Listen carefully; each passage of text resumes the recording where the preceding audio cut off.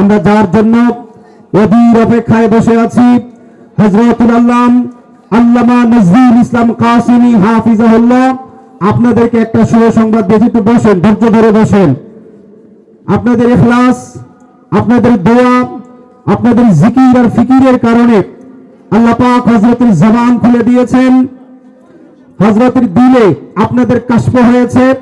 হযরত যদিও বিছানায় শোয়া, কিন্তু হযরত প্রজেক্টরের মাধ্যমে ভিডিও কলে আপনাদের সাথে 10-15 মিনিট কথা বলতে চান। আলহামদুলিল্লাহ বলেন। হুজুর সেই দুপুর থেকে তার বুকের ভিতরে ব্যথা উঠছে আমাদের এই প্রোগ্রামের ব্যাপারে হযরত আসার জন্য, এখানে আপনাদের সম্মুখে আপনাদের সাথে সাক্ষাৎ করার জন্য। হযরতের দিলে আপনাদের বহু দরদ ছিল, তো হুজুর আসতে পারেন না, এই জন্য হুজুরের প্রতিনিধি পাঠাই দিয়েছেন। আলহামদুলিল্লাহ আমাদের মাঝে আল্লামা নজরুল ইসলাম কাসিমি হাফিজাহুল্লাহ, তিনি তার গুরুত্বপূর্ণ প্রতিনিধি, আপনাদের গাজীপুরে হযরতের প্রতিনিধিত্ব যিনি করেন, তাকে হুজুর পাঠাই দিয়েছেন। ইতিমধ্যে তিনি আমাদের স্টেজে এসে উপস্থিত হয়েছেন। বহু দেশ সফরকারী উল্লেখযোগ্য আলেম দ্বীন হযরত মাওলানা মুফতি সোহাইল আহমেদ সাহেব দামাত বরকাতুহুম, আল্লাহ হযরতকে কবুল করেন, আমিন। হুজুর এখানে এসে আল্লামা নজরুল ইসলাম কাসিমি হাফিজাহুল্লাহকে আপনাদের হালত শুনাইছেন যে হুজুর মুসল্লিরা তো এখনো আপনার জন্য বসে আছে, আপনি একটু কষ্ট হলেও মুসল্লিদের সাথে ভিডিও কলে একটু সাক্ষাৎ করেন। আওয়াজ দিয়ে বলেন আপনারা খুশি না বেজার, কম না বেশি?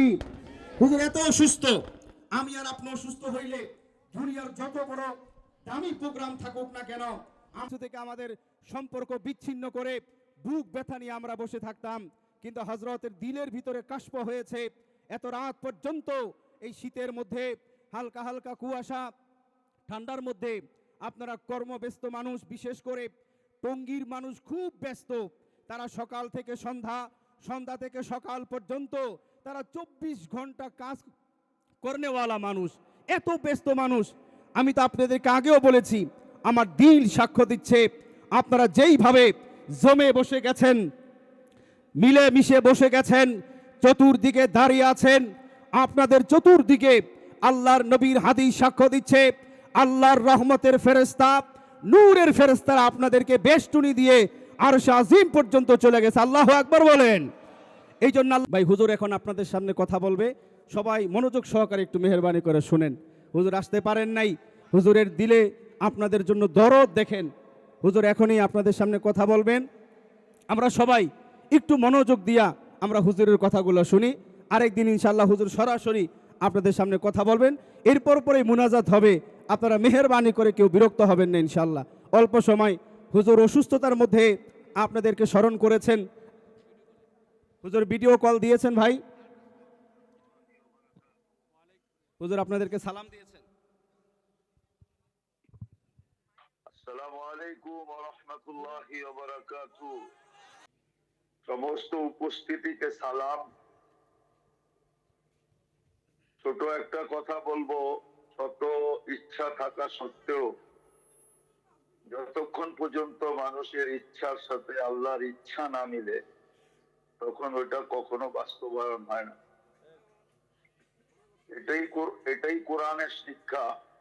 কোরআন মানুষকে এটাই শিক্ষা দেয় যে তুমি যতই ইচ্ছা করো না কেন, আমার 100 ভাগ ইচ্ছা ছিল আমি আসবো, কালকেও আমি গাজীপুরে ছিলাম, কিন্তু গত 28 তারিখে আমার রিং পড়ানোর কারণে, হার্টের রিং পড়ানোর কারণে, আর কালকে আমি সফরে ঝাঁকির কারণে রাস্তা একটু খারাপ ছিল বিদায়, আর সাথে সাথে ঠান্ডা লাগার পরে কাশ হওয়ার কারণে।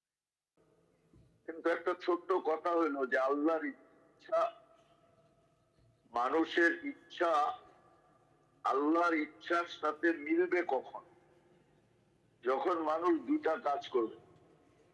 একটা আল্লাহর ইচ্ছা মতো এই ছোট জীবনটাকে কাটাবে, এবং সবচেয়ে বড় কথা হলো মুহাম্মদুর রাসূলুল্লাহ সাল্লাল্লাহু আলাইহি ওয়াসাল্লামের ইচ্ছা মতে যখন জীবনটা কাটাবে, তখন আল্লাহর ইচ্ছা আর মানুষের ইচ্ছা এক হয়ে যাবে। এর জন্য আল্লাহ এক জায়গায় এটাও বলেন, ফাইন রাদিতানি বিমা কাসসামতু লাক, আমি যেটা চাই এটা যদি তুমি করো, আরিফতু লাকা জিসমাকা ওয়া নাফসাক, আমি তোমার মনকেও শান্তি দিব আর তোমাকেও শান্তি দিব, তোমার এই ছোট জীবনটাকেও শান্তি দিব। ওয়াতাকুনু ইন্দি মাহমুদা, আর তুমি আমার কাছে প্রিয় পাত্র হবে।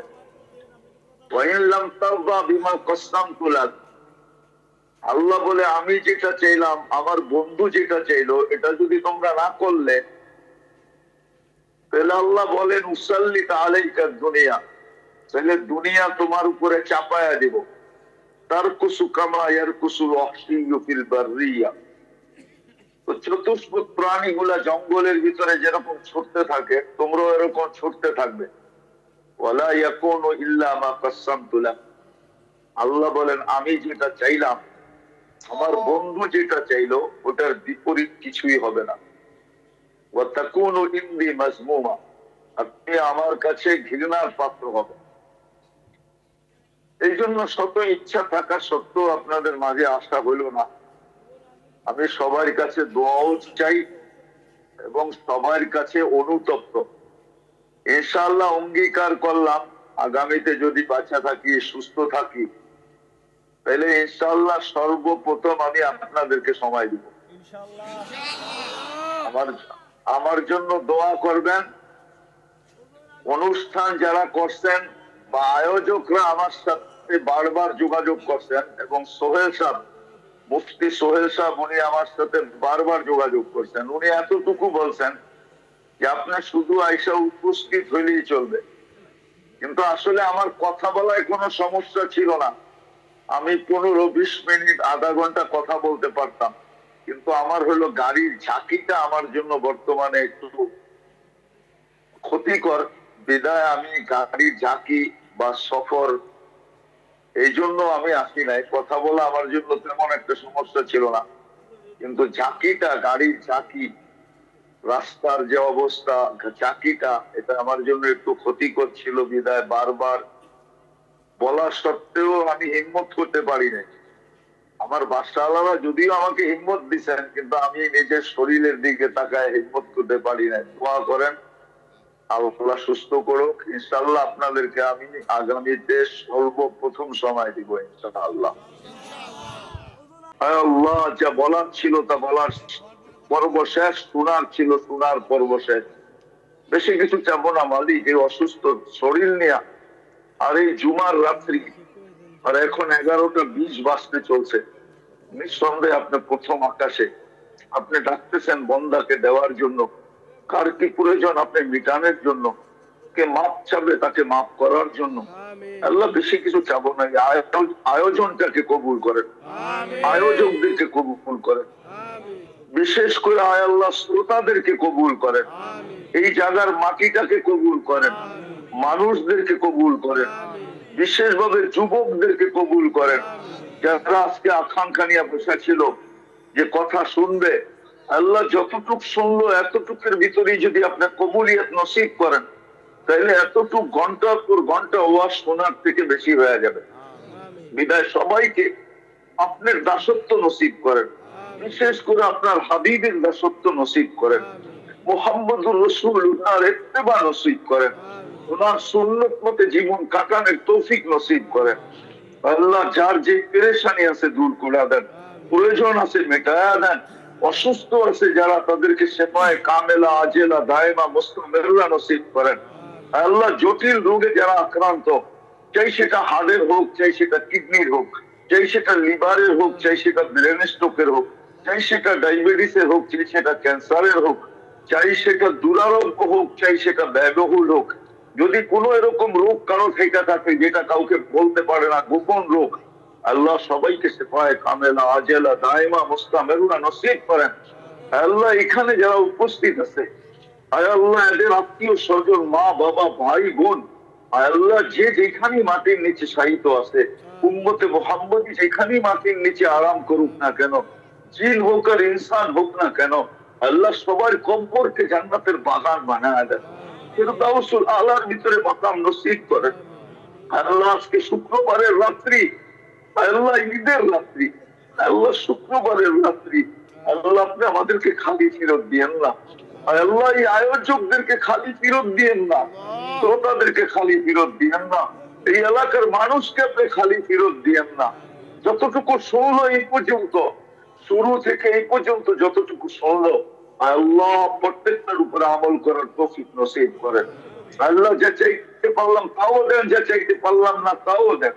আল্লাহ আমাদের দেশটাকে আপনি হেফাজত করেন। আল্লাহ ফিলিস্তিনকে আপনি স্বাধীন আর জয়যুক্ত করেন।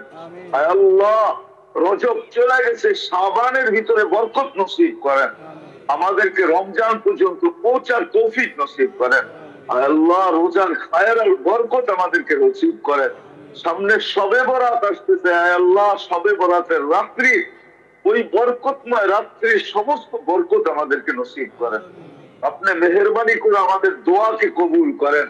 ওয়াসাল্লাল্লাহু তাআলা আলা খায়রি খালকি মুহাম্মাদি ওয়া আলিহি ওয়া সাহবিহি আজমাইন বিরহমাতিকা ইয়া আরহামার রাহিমিন।